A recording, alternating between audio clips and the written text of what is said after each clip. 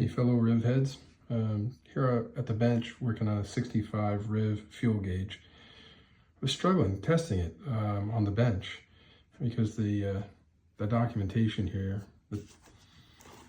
from 65, the diagram that the book shows, the physical diagram, does not match the posts that are on the back of the gauge itself.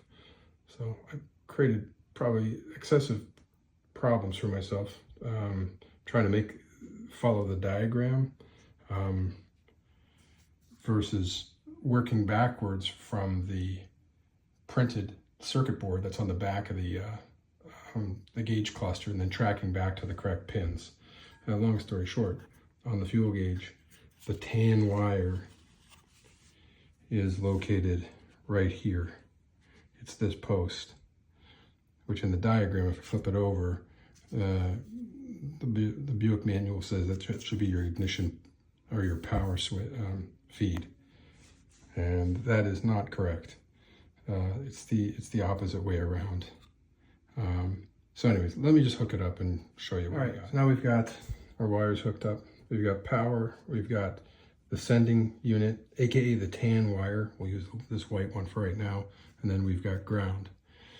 The tan wire is going to the post on our brand new sending unit, which we received from Best Offer Counts. Thank you, James.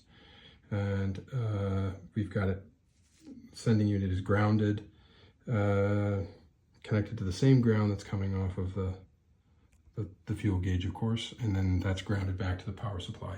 So let's give it some juice. 12 volts coming in. We'll move the arm of the float, and then we can check the needle. It is moving correctly. All right, if this anybody else out there is struggling like I was, referring to the 1965 documentation and thinking that these were physical locations on the back of the gauge and that they should line up that way, I hope it helps somebody in the future. All right. Thanks, guys.